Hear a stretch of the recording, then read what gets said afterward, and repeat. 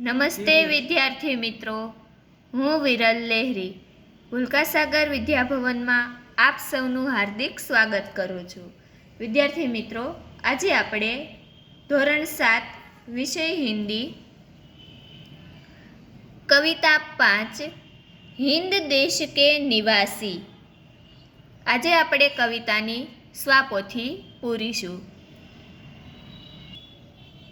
प्रश्न 1.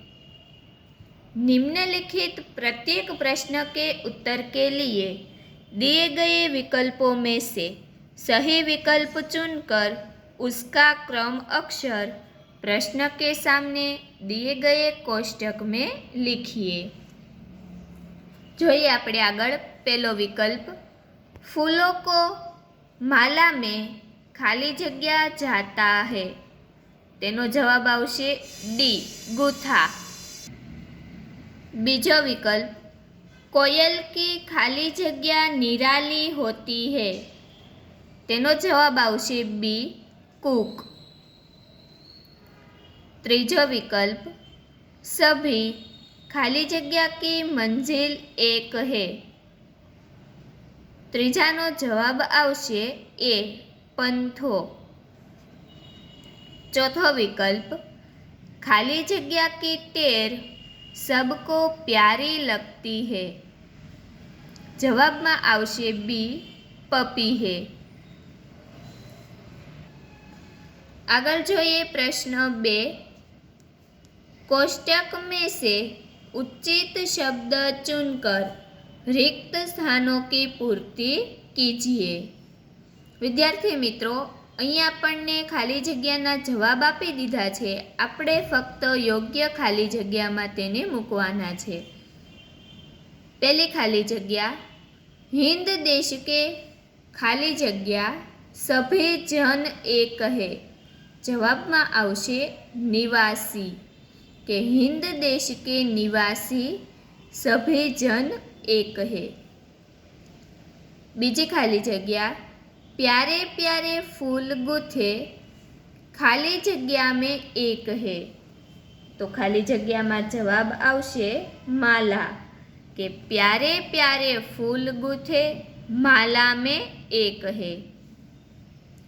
त्रीजी खाली जगह, गा रही खाली जगह बुलबुल राग मगर एक है. तो खाली जगह में जवाब आवशे तराना, गा रही तराना बुलबुल राग मगर एक है. चौथी खाली जगह, धर्म है अनेक जिनका खाली जगह वही है. जवाब में आवशे सार, धर्म है अनेक जिनका सार वही है. पांचमी खाली जगह, पंथ है निराले सबकी खाली जगह तो एक है. तो जवाब में आवशे मंजिल, के पंथ है निराले सबकी मंजिल तो एक है. छठी खाली जगह, जो शब्द खाली जगह के स्थान पर प्रयुक्त होते हैं उन्हें सर्वनाम कहते हैं. तो जवाब में आवशे संज्ञा, कि जो शब्द संज्ञा के स्थान पर प्रयुक्त होते हैं उन्हें सर्वनाम कहते हैं. प्रश्न 3. सही वाक्यांश चुनकर विधानों को पूर्ण कीजिए. पहलू विधान, विविधता में एकता ही. तो आ अधूरु वाक्य है, तेने आपणे पूर्ण करिए. तो तेमा जवाब आवशे ब, हमारे देश की विशेषता है. तो विद्यार्थी मित्रों, आ जवाब तमारे खाली जग्या में लखवानो छे. बीजो विधान, सभी धर्म एक समान है क्योंकि. तो जवाब में आवशे अ, उनका सार एक है. आगळ त्रीजो विधान, अलग अलग नदियाँ सागर में मिलकर. जवाब में आवशे क, अपनी एकता प्रकट करती है. હવે જોઈએ આગળ પ્રશ્ન 4। निम्नलिखित प्रश्नों के उत्तर एक एक वाक्य में लिखिए। पहलो सवाल है, विविध प्रकार के फूल किस बात के प्रतीक है? तो तेनो जवाब आवशे, विविध प्रकार के फूल भारत की विविधता के प्रतीक है। हवे जोईए आगळ बीजो सवाल, अलग अलग फूलों की माला किसका प्रतीक है? तो तेनो जवाब लखिए, अलग अलग फूलों की माला विविधता में एकता की प्रतीक है। त्रीजो सवाल, कविता में कोयल, पपीहा और बुलबुल किसके प्रतीक है? तो तेनो जवाब लखिए, कविता में कोयल, पपीहा और बुलबुल भिन्न भिन्न भाषाएं बोलने पर भी एकता के सूत्र में बंधे भारतवासियों के प्रतीक है। चौथो सवाल, सभी धर्मों का सार क्या है? जवाब लखिए, सभी धर्मों का सार एक ही है, मनुष्य को बुराइयों से दूर रखना और उसे उन्नत बनाना। आगे लखिए पांचमो सवाल, माला में कौन कौन से फूल एक रूप हुए हैं?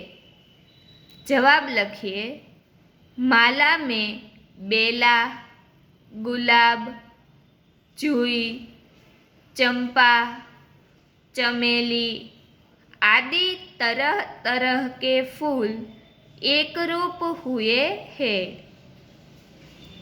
छठो सवाल, हिंद देश के निवासी कविता में किन नदियों का उल्लेख है? जवाब लखिए, कविता में गंगा, यमुना, ब्रह्मपुत्र, कृष्णा और कावेरी इन नदियों का उल्लेख है। आगे जोईए प्रश्न 5। निम्नलिखित प्रश्नों के उत्तर लिखिए। पहलो सवाल, हमारे देश की क्या विशेषता है? तो जवाब में लखिए, हमारे देश में भिन्न भिन्न रंग रूप और पहनावे वाले एवं अलग अलग भाषाएं बोलने वाले लोग रहते हैं। इसके बावजूद यहाँ के लोग एक हैं। इस तरह विविधता में एकता ही हमारे देश की विशेषता है। आगे जोईए सवाल नंबर 2। हिंदवासियों में कैसी विविधताएं हैं? जवाब लखिए, हिंदवासी अलग अलग रंग और रूप के हैं। उनके पहनावे अलग अलग है। वे अलग अलग भाषा बोलते हैं। वे अलग अलग धर्मों को मानते हैं। इस प्रकार हिंदवासियों में अनेक प्रकार की विविधताएं है। विद्यार्थी मित्रों, हवे आपणे आगळनो पाठ आगळना विडियो लेक्चर में लखीशुं। अस्तु।